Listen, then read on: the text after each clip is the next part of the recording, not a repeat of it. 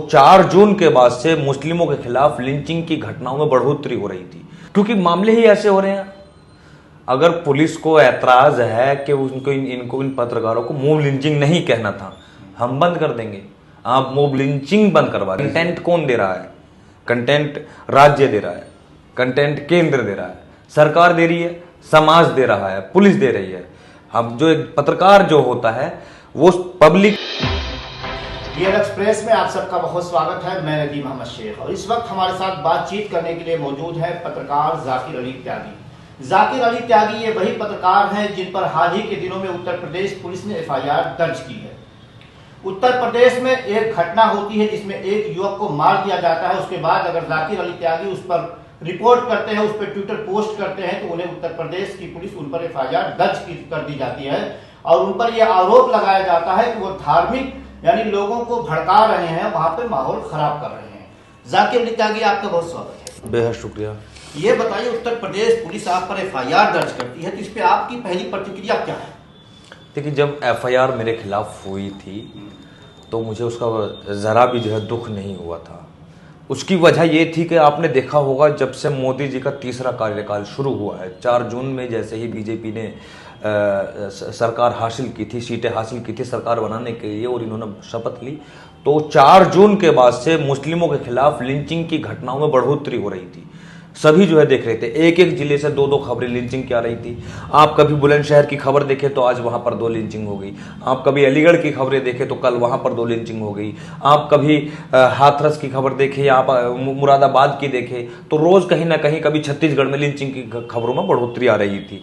तो हम उनको लगातार रिपोर्ट करने का काम कर रहे थे और अंदर ही अंदर पता नहीं क्यों हमारे जहन में, हमारे दिलो दिमाग में चल रहा था कि जल्दी से जल्द जो है सरकार इस सब को जो छुपाना चाहती है, क्योंकि सरकार का जो मकसद है वो लिंचिंग के मामले को आंकड़ों में, डाटा में नहीं लाना चाहती है। कई मेंबर ऑफ पार्लियामेंट ने पार्लियामेंट के अंदर सवाल भी पूछा सरकार से कि कितने लिंचिंग के मामले हुए हैं, तो सरकार ने कह दिया था कि एक भी लिंचिंग का मामला नहीं हुआ है। हालांकि ये समझिए कि कम से कम जो है 70 के करीब लोग जो है लिंचिंग में यहाँ पर मारे जा चुके हैं, लेकिन सरकार कहती है कि हमारे पास लिंचिंग का कोई आंकड़ा नहीं है। सुप्रीम कोर्ट उस पर जो है गाइडलाइंस जारी करता है कि लिंचिंग के मामलों पर जो है पुलिसों को, राज्यों को जो है शो मोटो एक्शन लेते हुए कार्रवाई करनी चाहिए, लिंचिंग का डेटा को इकट्ठा करना चाहिए।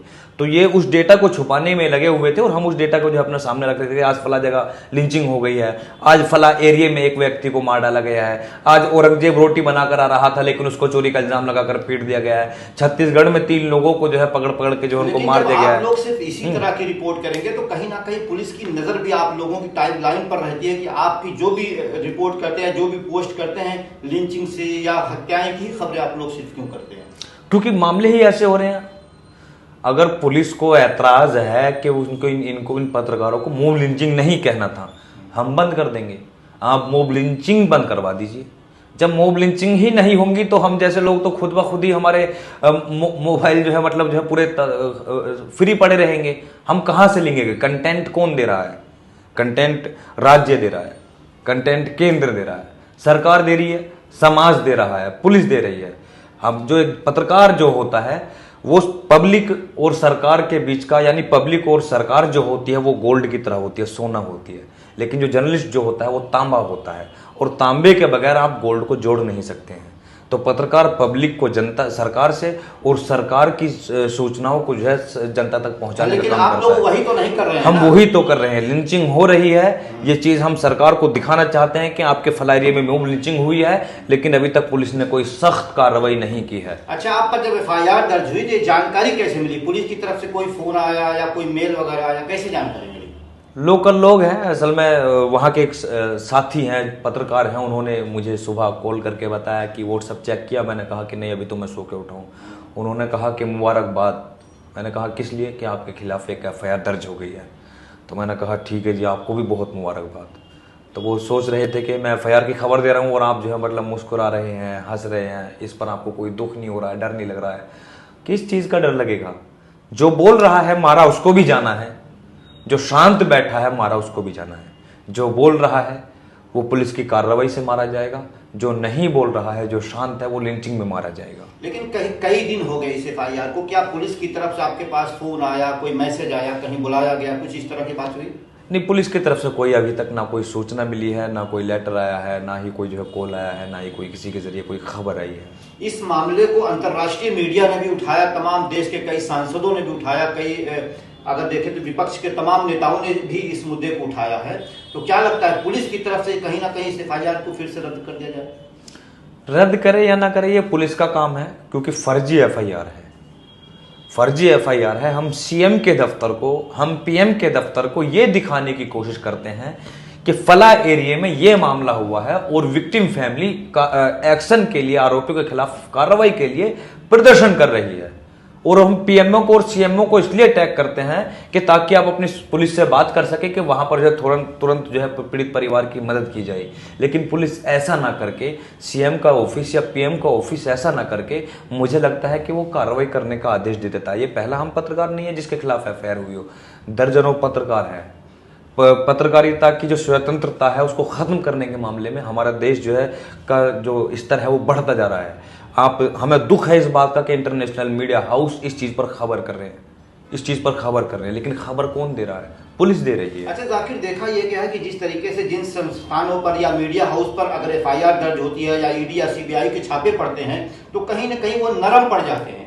लेकिन जब से आप लोगों पर एफआईआर दर्ज हुआ, आप बेबाक तरीके से अपनी बातों को भी रख रहे हैं और कहीं ना कहीं उत्तर प्रदेश पुलिस को भी घेर रहे हैं, तो कहीं डर तो नहीं लग, अंदर से कोई डर नहीं लग रहा आपको? नहीं, डर किस बात का लगेगा? वो है ना कि जुल्म के दौर में बोलेगा कौन, हम भी चुप रहेंगे तो फिर बोलेगा कौन? हमें समाज ने, हमें देश के लोकतंत्र ने जो है देश की जनता की आवाज़ को उठाने के लिए और लोकतंत्र में मजबूती पैदा करने के लिए जो है हमें यहाँ पर इस जगह पर जो हमको लाया गया है, इस फील्ड में। आप देखिएगा कि 2017 में जब मुझको अरेस्ट करके सेडिशन के तहत जेल में डाला गया था, उस वक्त मेरी महज उम्र जो थी वो 17.5 साल थी। उस वक्त जब मैं जेल से रिहा हुआ था तो मुझ पर सेडिशन के चार्ज इन्होंने बाद में जेल से रिहा होने के बाद चार्जशीट में ऐड कर दिया था, जिसके बाद मुझे लगा था कि तू काम करेगा जब भी केस लगना है, नहीं करेगा तो तब भी केस लगना है। फिर उसके बाद 2020 में टारगेट किया गया, फिर एक एफआईआर हुई, उसमें जेल में रखा गया 16 दिन तक। फिर 2022 में गुंडा घोषित करके एक 6 महीने के लिए जेल आबद्ध कर दिया गया। लेकिन क्या करें, क्योंकि आप देखते हैं कि पत्रकार वो चीज़ होती है कि जब वो किसी पीड़ित, आप खुद भी अपने ट्विटर के मैसेज चेक कीजिएगा या अपने व्हाट्सएप चेक कीजिएगा तो आपको भी दिन भर में सैकड़ों लोगों के ये मैसेज आते होंगे कि हमारे एरिया में ये घटना हुई है, हमारे यहाँ पर मारपीट हुई है, यहाँ पर पुलिस कार्रवाई नहीं कर रही है। अब जो वो आपको जो मैसेज वो कर रहा है वो किसी उम्मीद से कर रहा है, वो आपको पत्रकार समझता है, वो समझता है कि लोकतंत्र का चौथा पिलर है और ये हमें न्याय दिलाने में, ये हमारे मौलिक अधिकारों को बचाने में हमारी मदद करेंगे। तो जब आपको कोई उम्मीद भरी नजर से कुछ आपसे मांग कर रहा है तो क्या आप खुद को रोक पाएंगे? नहीं रोक पाते हैं। अच्छा, कहीं ना कहीं आप लोगों को ये रोज लगता है कि कभी भी हमारे ऊपर एफआईआर दर्ज हो सकती है, क्योंकि हाल ही मैंने देखा राहुल गांधी से जब आपकी मुलाकात हुई थी, आपने भी यही शिकायत की थी कि हम पत्रकारों पर एफआईआर दर्ज होती है तो कांग्रेस पार्टी भी हमारा समर्थन नहीं करती। लेकिन इस बार देखा गया कि कांग्रेस पार्टी के भी बड़े बड़े नेताओं ने आपका समर्थन किया, दिग्विजय सिंह जैसे नेता, उन्होंने ट्वीट किया। तो क्या इससे कुछ मजबूती मिलती है, कुछ हौसला मिलता है? हाँ बिल्कुल, क्योंकि कार्रवाई तो विपक्ष पर भी हुई है, विपक्ष के नेताओं पर सीबीआई की छापे लगे हैं, ईडी ने जो है उनको गिरफ्तार कर करके जेल में डाला है। जब वो जेल जाते हैं तो हमको मालूम है कि उनके खिलाफ कोई सबूत नहीं है, लेकिन उनको जेल में डाला जा रहा है। हम लोग उनके समर्थन में बोलते हैं। अब जब हमारे ऊपर कार्रवाई होगी तो विपक्ष नहीं बोलेगा तो उस चीज का दुख होगा ना। अच्छा, उत्तर प्रदेश में अगर देखा जाए तो इस तरह की ज्यादा एफआईआर उत्तर प्रदेश में होती है, जो पत्रकारों पर होती है, जो खबरें दिखाने वाले कई बड़े चैनल हैं जिन पर। उत्तर प्रदेश वो राज्य है जहां पर मिड डे मील के दौरान जो है नमक से रोटी दी जा रही है, यह दिखाने पर भी एक पत्रकार को जो है घेर लेता है। कई बड़े चैनल भी देखे गए जब जिनके यहाँ छापे पड़े, लेकिन उनकी फिर विचारधारा कहीं बदल गई या उनकी जो खबरें का तरीका है वो चेंज हो गया। तो आप तो अकेले काम कर रहे हैं, तो आपको कहीं डर नहीं लगता कि पुलिस आपको हिरासत में ले ले, आपको गिरफ्तार कर ले? देखिए, जिन पर जो सरकार से समझौता कर लेते हैं वो चुप बैठे हैं, और जो समझौता नहीं करते हैं उनके खिलाफ एफआईआर दर्ज हो रही है। तो आपकी अगली रणनीति क्या होगी? किस तरीके से आप इस केस को समझेंगे, देखेंगे? कोर्ट में लेकर जाएंगे, इसको क्वेश्चनिंग के लिए रिक्वेस्ट करेंगे कोर्ट से कि इस एफआईआर को जो है रद्द किया जाए। हमारे खिलाफ एक फर्जी केस दर्ज हुआ है, ये ठीक नहीं है देश के लोकतंत्र के लिए, क्योंकि जब हम लोकतंत्र का चौथा पिलर कहे जाते हैं, हमें लगता है कि जब हम लोकतंत्र का चौथा पिलर हैं तो हमें देश में कुछ अच्छी व्यवस्थाएं मिलेंगी, इज्जत मिलेगी, सम्मान मिलेगा। लेकिन आप जो है मतलब एक एफआईआर दर्ज कर रहे हैं सिर्फ सूचना दिखाने पर। जो पीड़ित परिवार ने कहा था, जो खुद शुरुआती बयान एएसपी का था, हमने तो सिर्फ वो ही दिखाया था, लेकिन एफआईआर दर्ज कर दी गई। अच्छा, मैंने देखा कि आप लोगों ने ट्वीट भी किया कि जो पुलिस का बयान था उसी से मिलता जुलता हमारा भी बयान था, तो आखिर आप लोग ये चाह रहे कि पुलिस पर भी कार्रवाई हो? हाँ, उस एएसपी पर होनी चाहिए। अगर हमने ये कह दिया था कि फिरोज नामक व्यक्ति की कुछ लोगों द्वारा पीट पीट कर हत्या कर दी गई है, तो यही एएसपी संतोष कुमार सिंह ने भी कहा था। अमर उजाला में अखबार में उनका बयान है, तो उन पर भी फिर कार्रवाई होनी चाहिए। और ये कार्रवाई जो हुई है हम पर, सिर्फ ये मुस्लिम होने की वजह से हुई है। अगर पुलिस को हमारे मॉब लिंचिंग शब्द पर एतराज है, तो हमसे पहले ही वहां पर एक लोकल यूट्यूब चैनल है चल चरित्र अभियान, उसको यूट्यूब चैनल को जो चलाता है वो एक हिंदू लड़का चलाता है, हिंदू पत्रकार चलाता है। उसने भी लिखा था कि शामली के जलालाबाद में मॉब लिंचिंग में एक मुस्लिम युवक की हत्या, हमसे पहले उसने चलाया था, तो उस पर भी एफआईआर कर दी जानी चाहिए। तो लेकिन नहीं किया। उसके पुलिस से ताल्लुकात है, पुलिस उसको पर्सनली जानती भी है, सारी चीजें, तो उससे साफ साफ मैसेज। हम नहीं चाहते कि चल चरित्र अभियान जो चैनल चल रहा है कि उस पर कार्रवाई हो, नहीं होनी चाहिए। लेकिन हम बता रहे हैं कि आप पर इसलिए हुई कि आप मुस्लिम हैं। हम नहीं चाहते कि किसी भी पत्रकार पर एफआईआर हो, क्योंकि जो चल चरित्र अभियान है वो हेट क्राइम को दिखाने का काम करता है। बहुत अच्छा वो यूट्यूब चैनल है, अच्छा चलाते हैं। लेकिन अगर मॉब लिंचिंग शब्द का हमने इस्तेमाल किया था, तो वो चल चरित्र अभियान ने भी किया था, और उस पर एफआईआर ना होकर हम पर एफआईआर की गई, तो उससे साफ मैसेज है कि मुस्लिम होने की वजह से इनको निशाने पर लिया गया है। ये थे जाकिर अली त्यागी, जो हमारी स्टूडियो में आए हमसे बातचीत करने के लिए। और जाकिर अली त्यागी ने पूरी बात अपने तरीके से बताई कि किस तरीके से उन्होंने इस मुद्दे को उठाया, उन्होंने ट्विटर पर पोस्ट किया, उसके बाद उत्तर प्रदेश पुलिस ने उन पर एफआईआर दर्ज कर ली।